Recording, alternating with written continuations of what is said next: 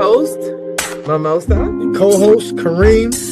Welcome to Sometimes We're Boujee and Sometimes We Hood, to healing, navigating grief. It's a podcast dedicated to exploring the complex emotions of loss, the road to healing, and the strength found in remembrance.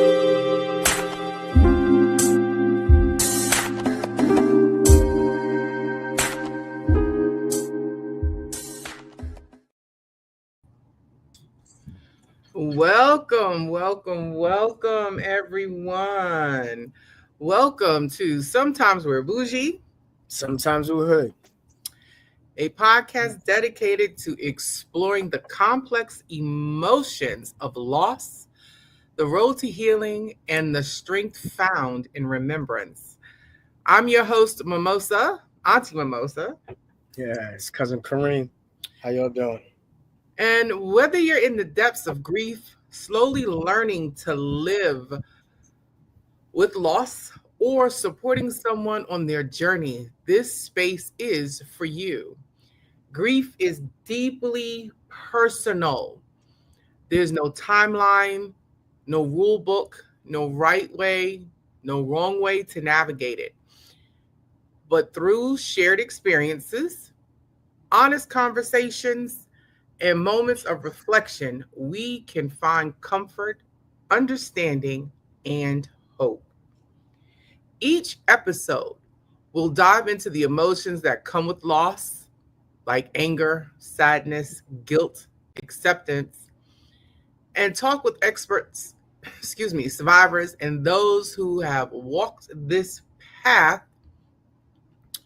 You're not alone in your grief, and together we will move forward to honoring the past while embracing the present.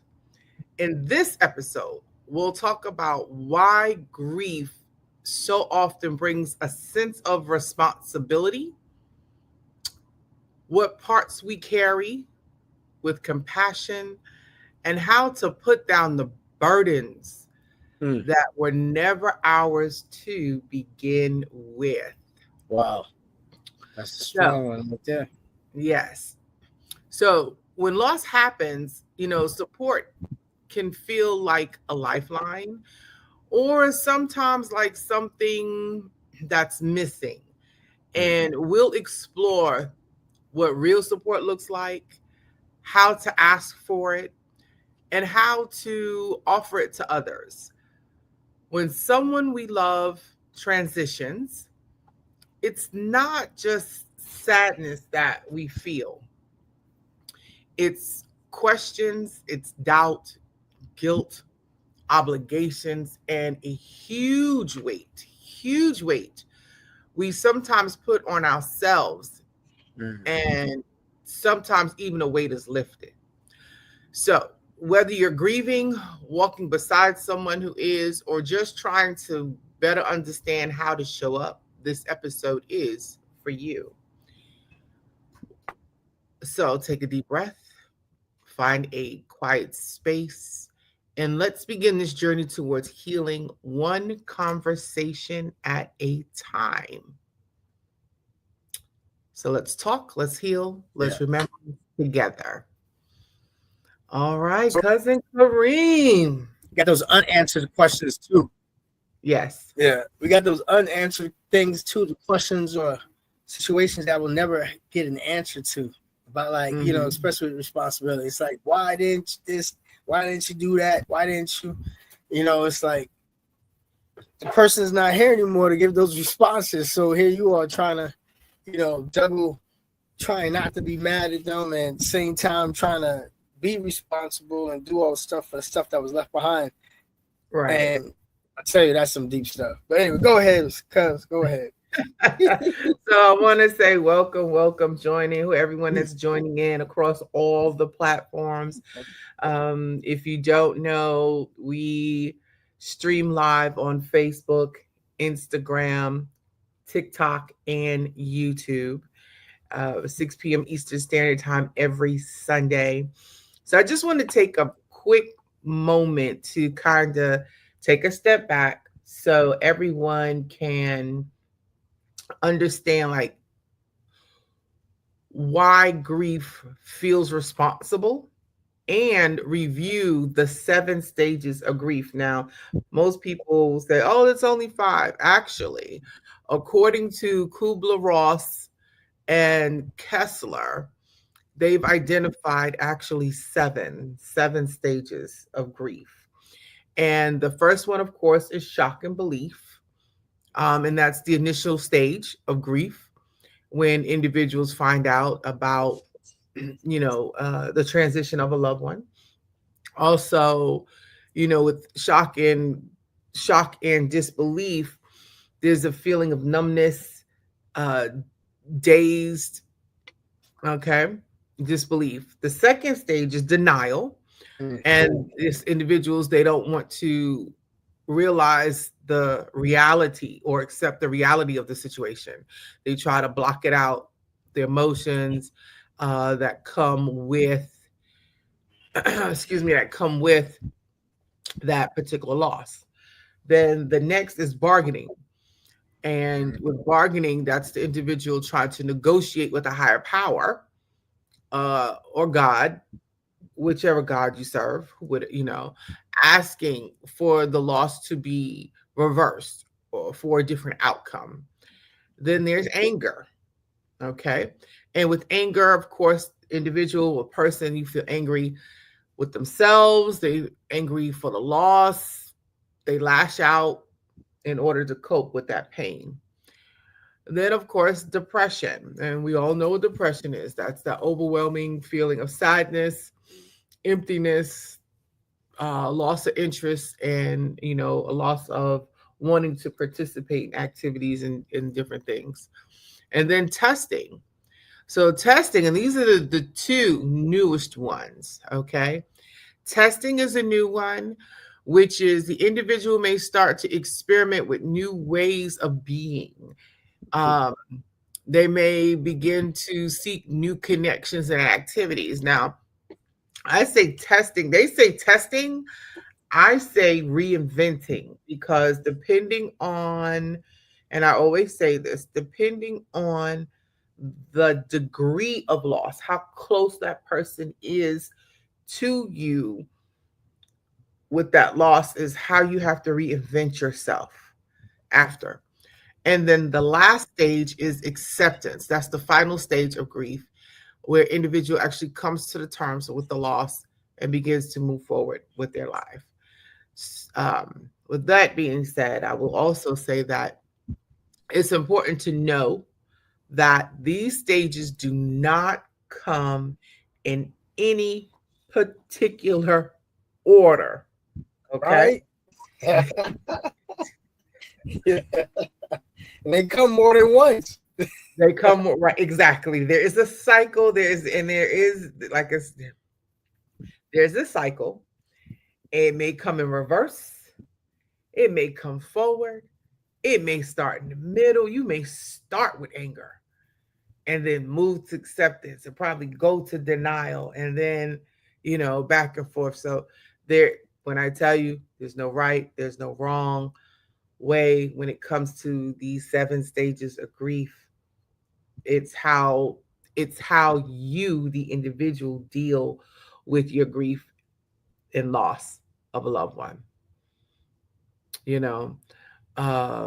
So with that, we're gonna go ahead and dive in to the topic, today's topic, which is the weight we carry, responsibility in grief. Yeah. What's some of your thoughts on that, cousin Kareem? I think it gets more difficult, the weight of responsibility after people Mhm. go on, because the after effect of it all, like I was saying earlier, is that they didn't leave you a playbook. They didn't leave you guidelines. They didn't suggestions. You just get thrown into it. My situation, taking care of 2 autistic grown adults. We got thrown into it. Right. Nobody else was gonna take them. They would have went into a state facility. Mm-hmm. So we call ourselves doing the right thing. But the disruption of our lifestyle as a family unit Right. was big. Mm-hmm. And then we realized that there were things that weren't done with said Mm. adult, basically children, mentally wise, they're still children. Mm-hmm. So go figure that. So somebody like me who's not in that field, my wife is in that field. Mm-hmm. But that's why she was left with responsibility because she's in that field. Even though Right. she's transitioning out of that field, Mm-hmm. the person, her aunt, felt you be equipped to do Right. this for the rest of Right. your life. And it's like, wait a minute, I got a life. Mm-hmm. She has a husband, she has a kids. So where was that consideration in that level of responsibility? And so it's a daunting task Right. to ask young people to offset their life. Mm-hmm. You know, adults, we can adapt and overcome, but for young people, it's a daunting task to say, hey, you got to give up a little something because we got to do something now to help these people. Right. And that level of responsibility wasn't asked for from Mm-hmm. them. It wasn't put in front of them. They didn't sign any contract. I mean, maybe I'm making too much of it, but it's just a lot to deal with when you didn't see it coming. Right. And I'm not saying you didn't see it coming, but when it actually gets there, it's Mm-hmm. different. And people say, "Oh yeah, yeah, yeah, yeah. I know what I would do." People always say, "I know what I would do if this situation happened, whatever, whatever." And then all of a sudden, when it happens, you're like, "Oh, whoa, whoa, whoa! What are we doing now? What are we doing?" And then Right. that whole thing changes the dynamic of life. It does. It makes you sit back and say, "I didn't actually consider Mm. I didn't consider this. I didn't consider that." And all of a sudden, a Mm-hmm. checklist evolves where things you didn't consider, and Yes. then you're like, you want to turn to the left or the right and be like, "Yo, how come you didn't let me know this or that?" And you realize there's never going to be an answer to that. Right. The Right. most difficult part is you're never going to get the answers. I know some people say, "Oh, I had a visitation and this," and but in that visitation, when you wake up or whatever, it was in a dream, you still don't get your questions answered. It's like, Right. because you're Right. talking about whatever, but possibly Uh-huh. what the answers that you want, yeah, like you just I don't know. Yeah, that's the hardest part. What are your thoughts on what I said? Yeah, that's crazy. So I know I you had some situations. right. So I think, and that's one of the things where, as I'm gonna go, I'm gonna go back, okay, with this comment. That is why, as adults or adult beings, bringing children into this world, one, the first thing to understand and know is that when you bring a child into this world, you are raising this individual, this little person, to be an adult. Okay. That's one. Self-sustaining adult. Self, right. Okay. Yeah, we do know adults who just can't do it on their own. So Okay. yeah. Two, you're raising somebody's husband or wife. Mm. Three, when it comes to responsibility, when it comes to the loss of a loved one, this is where the whole dynamic of conversation has to take place. I comprehend 100% that the conversation about transitioning and end of life is a difficult conversation because we always want to believe and we always want to believe that our loved ones are going to be here forever. especially when it comes to our children. Okay. And it's an expectation of society when it comes to our elders. It's like as we age, then it's the okay, let's start making plans for end of life because we know that our elders are not going to be here. They're on their way out. Okay.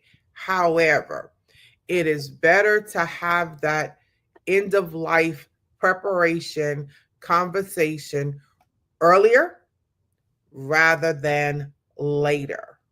Okay. That way, the responsibility or the feelings of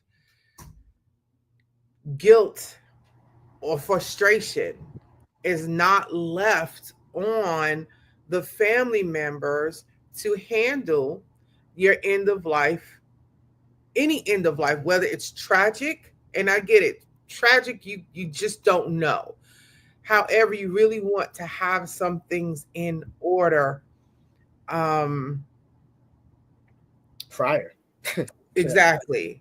That's the Something. best reason for it, because when it's tragic, that's the best reason for it to be set up, because you don't know when. Nobody knows when that dash. They have that beginning date, 19 whatever, or for some of y'all 20, and then the dash, nobody knows that last number.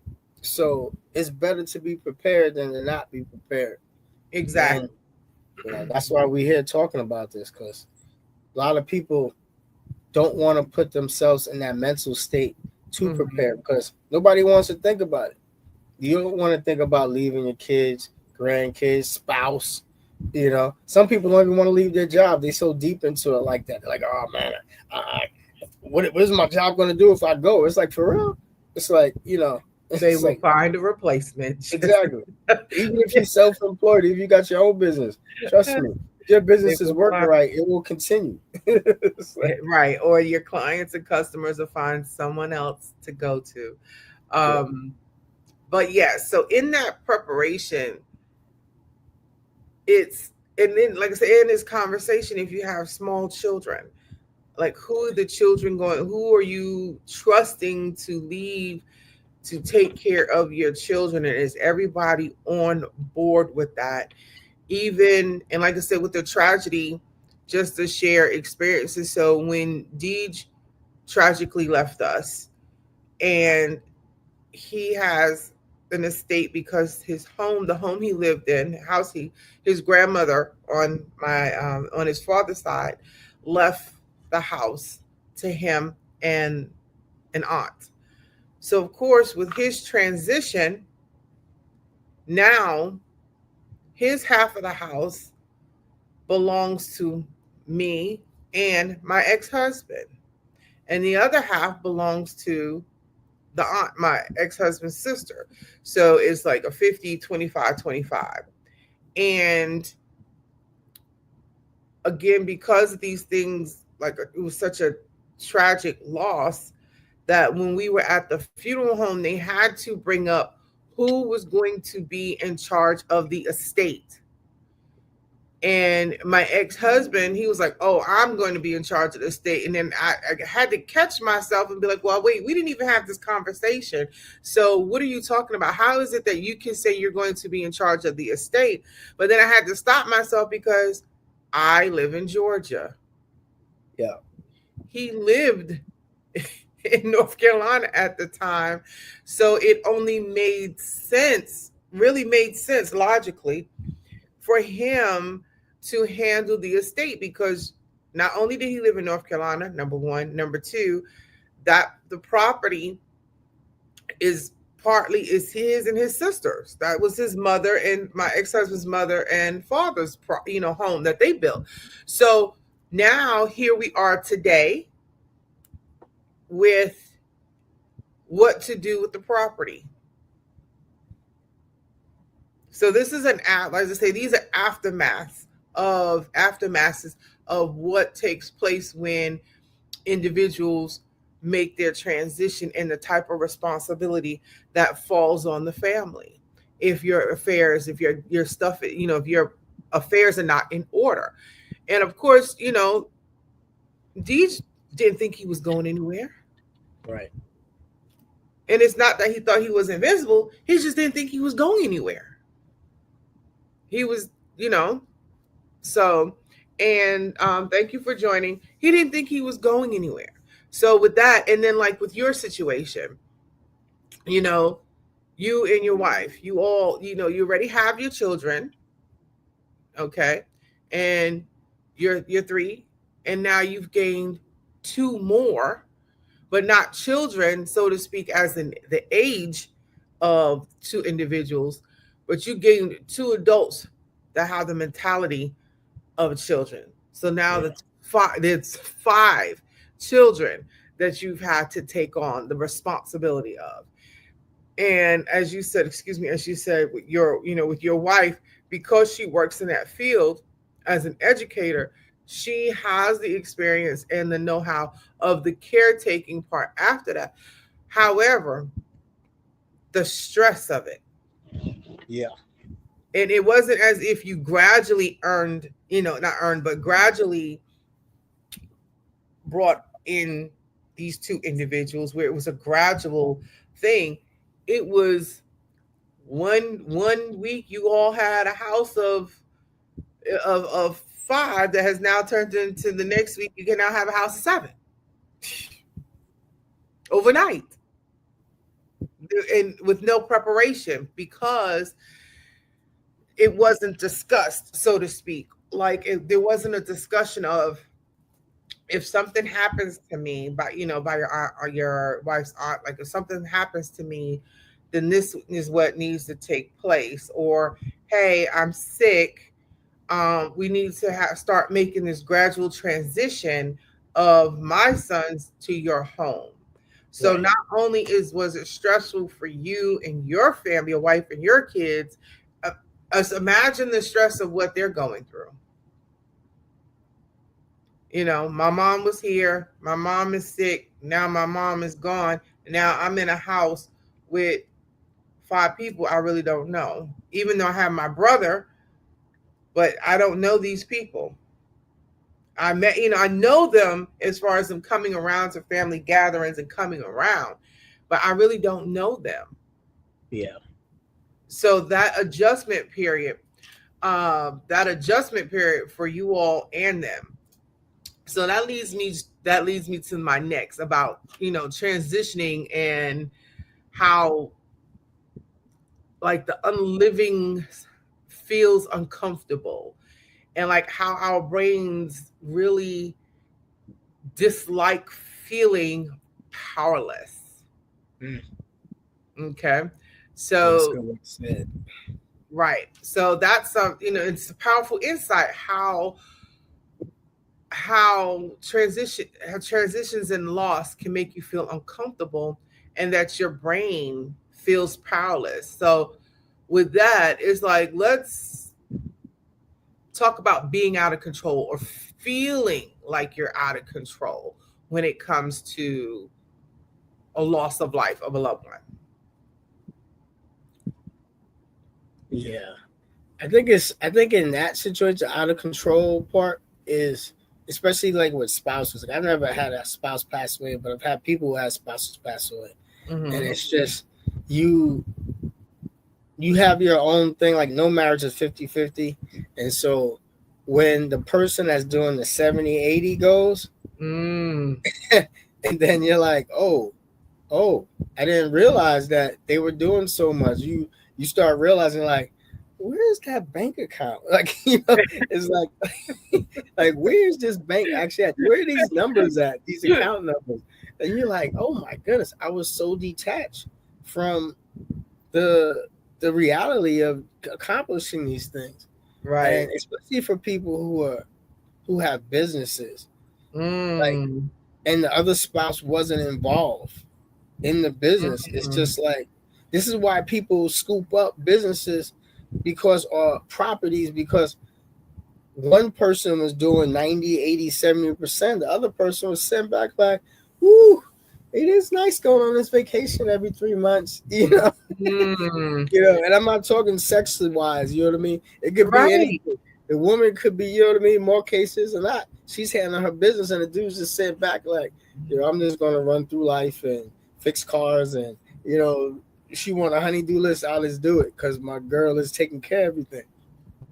But in any situation, the reality of it is, if you're not involved, and then that person has a tragic going on, yes, oh, buddy, you gonna feel like you don't have no control. But then all the people is coming out the woodworks like, what you gonna do? What you gonna do? How much you want for this? How much you want? It's like, that is, yes, and that is that. You know what? So what popped into my mind while you were talking, housewives. Okay, housewives that do not participate with their husbands or spouse or housewife and wife, husband, whatever it is, the combination is. The stay-at-home spouse, we'll put it that way. Yeah, politically correct. Yeah. The stay-at-home spouse. Okay. So with the stay-at-home spouse that is not involved in money-making decisions, that is not involved when it comes to paying bills, and they don't see, like you said, they don't know the bank accounts, they have no idea what any information is, and then Budget. all of a sudden, the budget, they don't know what the house business is. Let's put it that way. The house business, okay? When it comes to managing the house, yes, they might be managing the home when it comes to taking care of the children and other things, but when it comes to the home business, the financial business, they have no clue. So when that other spouse transitions and now they have to pick up where that individual left off, you're talking about feelings of loss and frustration and the lack of stability. And then do not allow something not to be right, okay, with the finances. And now you have to figure it out.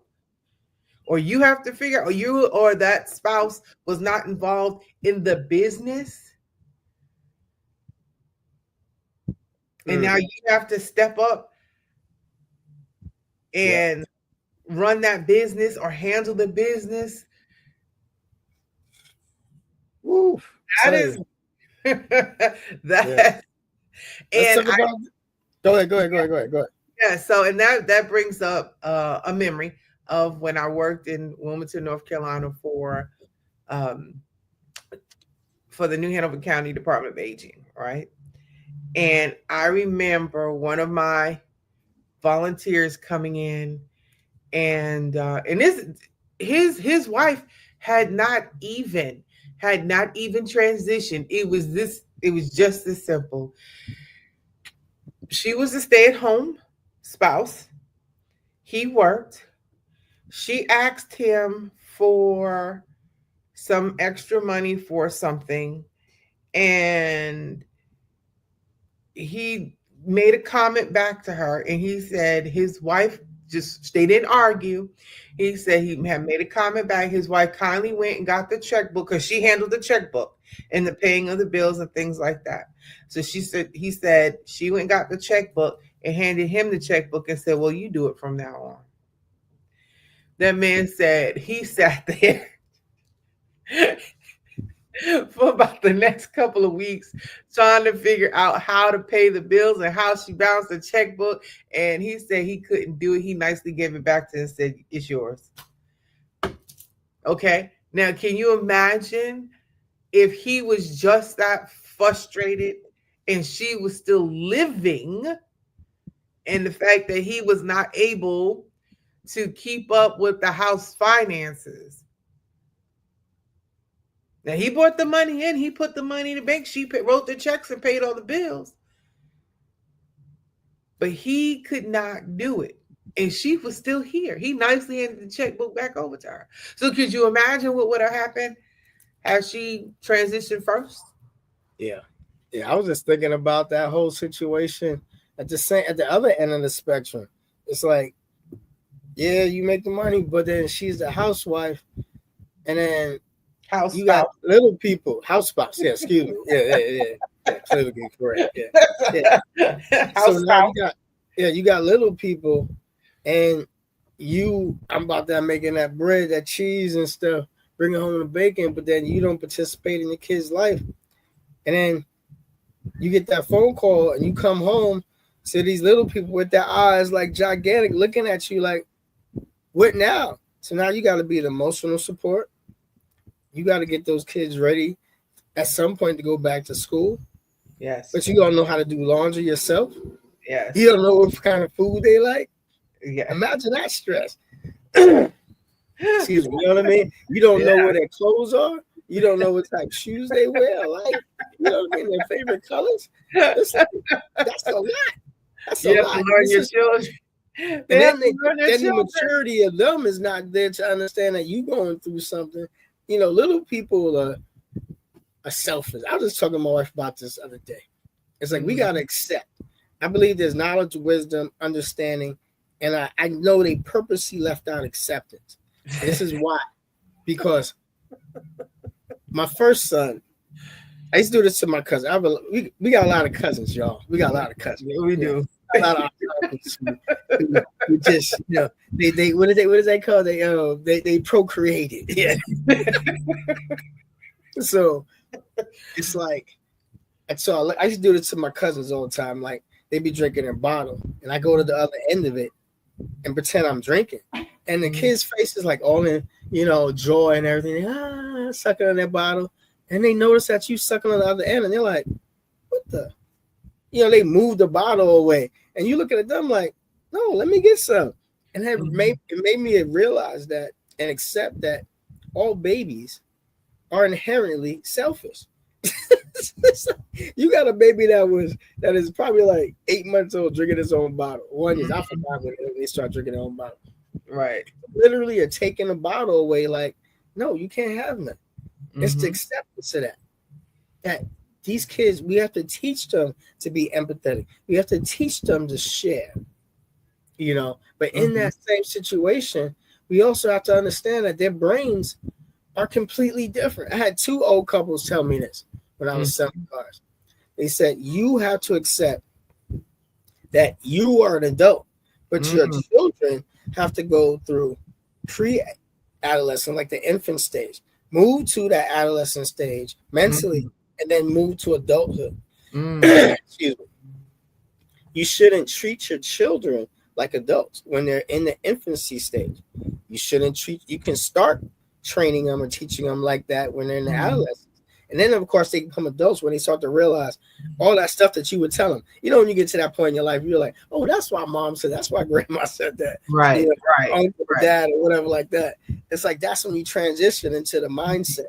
But until that point, you don't get there. So now going back to the original topic, now you coming home, your spouse has passed on. You got these little people there who are in infancy stage or whatever age group they're in. Right. And then you got to relate to them at that level at the same time trying to figure out what is it, my next step. And that's big. It's like, and you don't have like prep time. You know, like comic book fans say that, you know, they understand this thing I'm about to say. Like Batman say he can defeat anybody as long as he has preparation. You ain't got no preparation. There is no prep. There is none. Zero. You thrown into it's like you thrown into the water. You thrown into the fire. Like you thrown into the water. You just trying to keep your head above water so you can, you know, tread water so you can breathe a little bit. Forget about swimming. Right. Right. That's a deep, and it like I hope people who are married actually listen to this and think about this, because you think it's stressful on you. Imagine a child, who's done everything with one parent majority of the time, but hasn't done. Now it's like your child is literally left with not a stranger, but they know you as the Other parent, parent. yeah, Right. other parent. Right. But the knowledge of them Mm-hmm. and the cohesiveness, it might not be there, and so you're literally going to have to learn each other, even if you do have that connection. Right. Because of this trauma, Mm. it's going to have to be relearned because this is that unexplained, unidentified Mm-hmm. criteria that's now been put into your life, Right. And and you that's have been to expect that mhm. that friction. Right.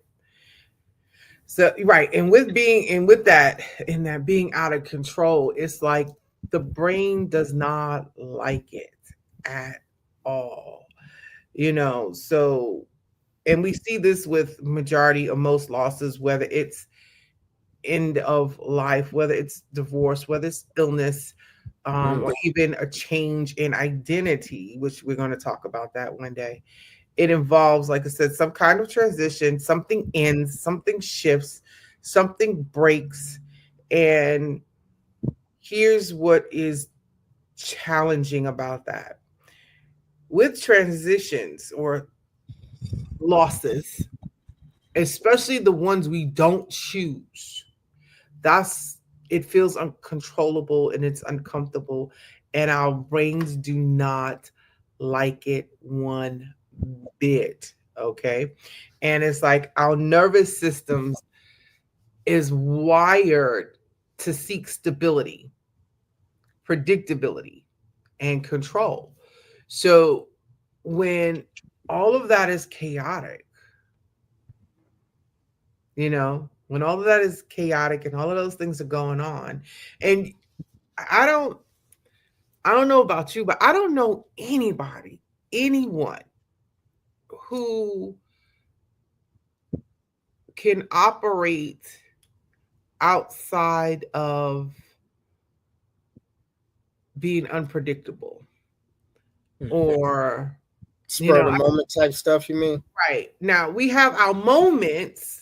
We have our moments when we could do spirit of moment, or you have some like, you might hear somebody say, oh, an artist is aloof, or, but you may have your moments where you can operate without stability, but eventually, and it's not going to be very long because eventually you're going to pull it back together because you're going to be like, I can't keep doing this. I cannot. And I think that's one of the things that's like difficult, challenging to the average person about operating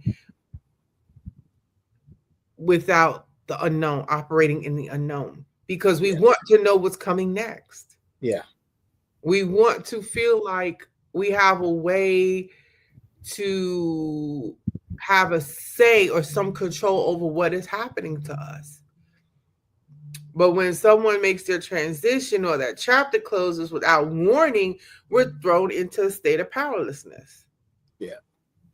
It's worse for people who are goal oriented, for Mm. people who are, the ones who make to do lists, the ones who, Mhm. like to have stuff in order. It's like, I believe, I can't say I believe. Yeah, no, let me go back. I believe that that's what it is because you're so thrown off. That's part of that power control.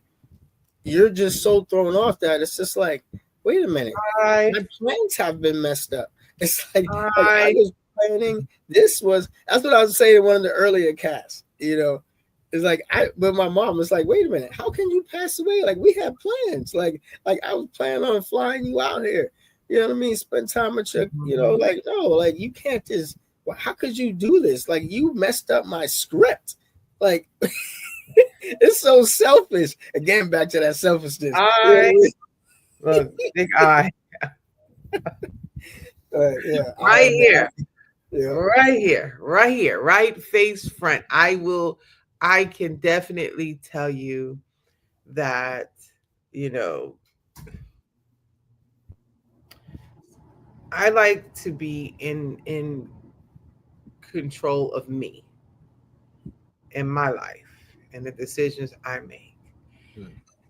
That being out of not or that's not having control outside of me. is difficult. Like I don't even, that whole, and that, that's something that is really something to think about, because like there's no fixing it, if that Yeah. makes sense. And or undoing, and no opting out. Okay. Mm. And that could be terrifying, because at the end of the day, we really do not have any control over how we leave it, not unless you decide you want to unalive yourself. Okay. Which we'll get, that's a whole nother heavy topic we'll get on Woo. today. um but we're not just grieving what we've lost, we're like grieving that loss of control. Mm. Big. That's big. It's fast. you It's know fast. we're grieving that loss of control.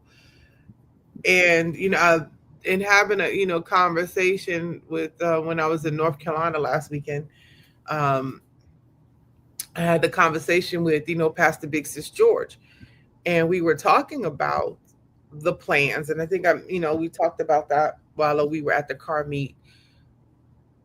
And I had all these plans with Darius, and it was like the rug was just snatched out from under my feet, and I was like, how dare you, how dare you do this to me? We had all these plans. We had, there were things that I was working towards for myself and my sons, and you just snatched the rug right up, right, just yanked the rug right from underneath me. And now I have to pick up the pieces. Like I have to pick it up and keep going. And the challenging part is, like I said before, I'm moving forward. However, Darian does not want any of anything that I'm working towards. He doesn't want it. So that also leads to, like you talking about, that out of control and feeling of powerlessness. And now it's like, okay, well, what do I do with my dreams? Yeah. Yeah. I mean, yeah, they're still mine, because yes, they're mine for them, but they were my motivation, right? They were, Darius and Darian were my motivation. Darius and Darian they were my inspiration. And now that Darius is gone and Darian really doesn't want any, it's like, well, what do I do now? Yeah. That's that powerlessness. It's like an algebra equation. It's just like you got a couple of the pieces, A plus B equals C, and somebody just snatched B out, and you're like, wait a minute. I had the equation all right, and then it turns into a calculus equation. It's just like, That's that one plus y equals c2 squared. What's exactly. the answer for z2? You like, there's something missing out of this. Yeah, it's like, whoa, what's going on? And it's like, but you don't get the time. You don't get the time to sit back and ponder. Or if you take the time, next thing you look up, your friend's like, hey, you okay? I've been checking on you. It's been like 2 weeks. You're like, what do you mean it's been like 2 weeks? It was just, and then you check your own, you're like, and then that adds to the confusion, because you're like, what was I doing for 2 weeks? It's like how? Like what? Like when? It's like, yo, your spirit gets, what I think it is? I was just thinking about when we were talking. Is like, I believe like the body's separate. It's split up in like 3 different things. You got your spirit, your mental, and then you got your physical. The world tells you that mind over matter, but in reality, it's your spirit controls your mind, which controls your body, right? And so we acknowledge that we're human beings, we're spiritual beings having a human experience, and in that, when that loss happens, it's like a piece of our spirit is being torn away, because especially in your situation where it's a child, that's a piece of you, and then and then you as a child, when your parents go, that's still a piece of you because they gave you took a piece of them. You Right. gave a piece of you to Darren, and Darius. And then Mhm. now it's like using DJ, you're like, oh my goodness, it's like a piece you got that you gave away, you were still attached to it, but Right. now it's completely ripped away. It Mhm. was like it made a string kind of, you know, Right. attached to them. But then That's now somebody cut that string and then ask permission. And you trying to right. find out who that is. It's like why you separate us? Like what's going on? But that's just me. I'm sorry. That's not Look, everybody. you're right That's though. You're right. You are definitely right because it what takes place and is the figuring out after. And some people get or become obsessed with the figuring it out. I have to figure it out. I have to fix it, or I have to, I have to figure out who I am. I have to figure out what direction I'm going to move in. I have to figure out, and believe it or not, here we are 4 years later. Okay. 4 years later. And I'm still attempting to figure it out. Okay. Uh, and I get frustrated with myself, but however, I know it's going to work out. I just keep, as I say, keep plugging, keep pushing. Um, the other part of that is what our brains don't, or what our brains do, is it's like the replaying of what happened over and over. It's like it's mm, looking and looking for someone to blame, or blaming yourself, thinking if I had just said this, or if I had just done that, because we feel powerless and because our minds are trying to like really create a meaning, even if that meaning hurts. It's like it's not because we're broken. It's not because we're desperate to feel in control again. It's not that. It's like we're just trying to make sense of the whole thing, you know? Um, and sometimes there are things that happen, or, certain things that kind of ease the pain, if that makes sense. Um, or help you kind of deal with the pain. So I would say, like, as a parent, and we talked about this before, like when you, like for your wife, when she lost her aunt, okay, her grieving had to be very quick because she has 3 children that depend on her, and then you guys picked up 2 more. Okay, so now total of 5 that she has to focus on to take care of, plus go to work, plus manage the home, plus you guys have to have your time, it and juggle that, right? Put everything into perspective. So her grieving was brief. She almost had to like cut it off. yeah. Okay, she had to almost like she had to cut it off. She didn't even get a chance to. She's still going through. Like Right, right. And only in at times, like only bits and pieces come out of that. Um, I see my cousin Carol Ann, I think she's watching through Facebook, you know. So it is the same for her with the tragic loss of her son. And my cousin, she's married to my cousin. Um, but with their loss, now even though it's a tragic loss of their son, there's 2 daughters they still have to love on, even though they're adults. The blessing in their loss was that their son had a baby on the way, and the baby came in the next month. mm, So the baby is now a piece of him, right? they gonna hold on to. They can exactly, exactly. So for them, even though that loss is still there, they have the joy, they're finding joy in the baby. Now, some people get that, some people don't, you know. Um, and I think, and we'll probably get into this. This is another heavy topic, like with these new abortion laws. Okay, Oh man. and I don't know if you heard like in the news about the woman who's brain dead, who's on life support, and they found out she's pregnant, and they're keeping her on life support until The it's time baby. to deliver the baby. Yeah. At that point, so yes and no. In a way, yeah, great. The family has something to look forward to, but at the same time, it's still a loss because their daughter is not physically here.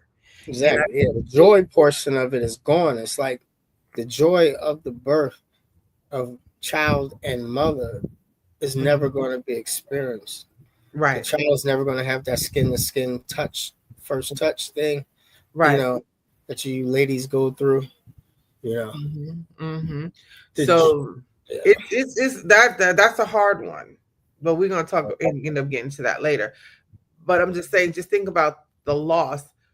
Your daughter is there laying in a coma, and at the time that happened, she was found to be about 6 or 7 weeks pregnant, and now she has, that body has to be taken, um, has to sustain this baby for the next 9 months. yeah, Okay. Right, artificially. Yeah. right. So, just think about the overwhelmingness and the anxiousness that that family is going through. They probably feel like they're losing their grip, and the same thing like with my cousin Carolyn, she, and Vashon, um, it's you're not weak. Believe me when I tell you, you're not weak. And how you're handling your grief and what you're doing in your grief is not wrong either. You know, and this whole concept of like a man is not supposed to cry, or a man might be seen as weak if he cries. No, Yeah. Don't no, be. Yeah. please cry. Exactly. Cry your heart out. Cry until you are content. Cry that grief. Get it out. Because if What's not, the point in holding it in? What's the point in holding it in? Like, what's so macho about holding it in? It's a bunch of right. nonsense. So, and if not, you're gonna end up. It's gonna come out in another way, and it may not be nice. It may Exactly. not be. It may not be nice. It may turn up in alcohol. It may turn up in drugs. It may turn up in It's definitely turned compulsive, to anger. right? Anger is compulsive behavior. It's going to turn up some kind of way. It's going to show up. That grief is going to show up. So, with that, it's like, you're responding to the most human thing of all, which is the shock of change you did not ask for. Okay. The shock of change that you did not ask for. And that's like you can't control loss. We cannot control loss. But what we can do is you can put a name on that feeling. You know, you can put a name on that. So when grief is overwhelming and it's confusing and it's heavy and it's chaotic, and it's one of the most healing things that you can do is put a name on it. Name what you're feeling. You know, um, yeah, name what you're feeling. Yeah, name what you're feeling. I'm over here on TikTok as well, and it's making me do some things to keep my live going. But yes, put a word to your feeling. Name it. Putting a word to your emotion, it can change everything. Yeah. It changed everything. When you're feeling sad, when you're feeling anger, when you're feeling numb, when you're feeling guilt, when you're feeling relief, name it. Yeah. Like Name you it. said before too, sometimes if you don't know how to express it, write it down. You'd be Mhm. amazed. Like you saying, journaling. You'd be amazed at how things come out like like a fountain. Things Mm-hmm. that you didn't even know were in there. Just start writing stuff down. If the anger comes up, you're mad at the person because they left you in this Right. situation, or you're upset at the person because Mm-hmm. your plans got ruined, not theirs. Your plans got ruined. Like, Right. you Right. know what I That mean? part. Yeah. If the confusion portion comes Mhm. up, like Right. writing stuff down, like it's a release. It's a different kind of release. It It's is. a good release, because Right. you're not going to hurt the pen or the paper. But No. when you take a second and you go back and you reread what you wrote, you'll be Yeah. like, "Oh my goodness, I didn't even know I was thinking like that," because it just comes out. Right. It's like it just comes out of you so naturally that, Right. and sometimes in a way, it will waken you up to just how you're dealing with the situation. That you Mm-hmm. actually are dealing with the situation, and that you can progress on, because that's the ultimate goal. It is. You know, Yes. Yes. It is. It is. Is you're recognizing still here. You're still here. They're not, but you are. Take you're that still as a present. blessing. You're It's still simple. present. You're still Yeah. present. Yes. So, and with that being said, definitely look. When you're feeling what you're feeling, recognize it. When you're in that moment of grief, whatever stage you're in, recognize it. Give it a name. Give yourself a break. Be gentle. Um, any closing remarks, Kareem? Cousin Kareem? No, I just say just remember. Yeah, I do actually. I say remember that you are a human being, and you don't fit in. The mold you fit on into is your own. Mm-hmm. Don't fit into anybody else's. Don't let anybody put you into their mold. Their mold is their individual mold. You know, they give it like chocolate. You ain't gonna, you that big box. We got those individual joints in there. So yeah, don't let anybody try to put you into a different mold. You're gonna be broken up. Yes. Little pieces. Yeah, stay in your own mold. Stay in your Mhm. own lane. That's Yeah. it. All day long. All day long. And with that, I am going to say thank you for joining us today on this journey through grief, healing, and remembrance. Grief is not something we simply get over, it cannot be fixed. It's something we learn to carry, something that shapes us, and something that teaches us about love and resilience. So, as you move through your own process, remember to be patient with yourself. There's no timeline, no right way, no wrong way to give or way to grieve. Honor your feelings, embrace the memories, and allow yourself space to heal in your own time. Yes. If today's episode resonated with you, we'd love to hear your thoughts. Feel free to reach out and share your story or let us know how grief has shaped your journey. And if you know someone who might need this conversation, please share this episode with them. We could be reached on all social media. So on Instagram, sometimes we're bougie, sometimes we're hood. The live actually goes through my mimosa, my Queen of Life empowerment though. Facebook, sometimes we bougie, sometimes we're hood. Um, TikTok, sometimes we bougie, sometimes we hood, or SBSH on TikTok.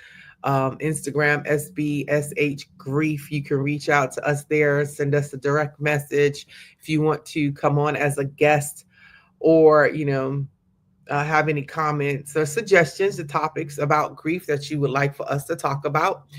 And remember, love doesn't mean carrying the impossible, it means showing up imperfectly again and again because Yeah. we're not perfect. So embrace your imperfections. As we say, be perfectly in perfection. Okay. And until next time, be kind to yourself, hold space for your emotions, and remember, you are never alone in this journey. Grief is love with nowhere to go, and you deserve all the care in the world. Take care. And remember, we stream live every Sunday at 6 p.m. Eastern Standard Time. See you then. Enjoy. It's a podcast dedicated to exploring the complex emotions of loss, the road to healing, and the strength found in remembering.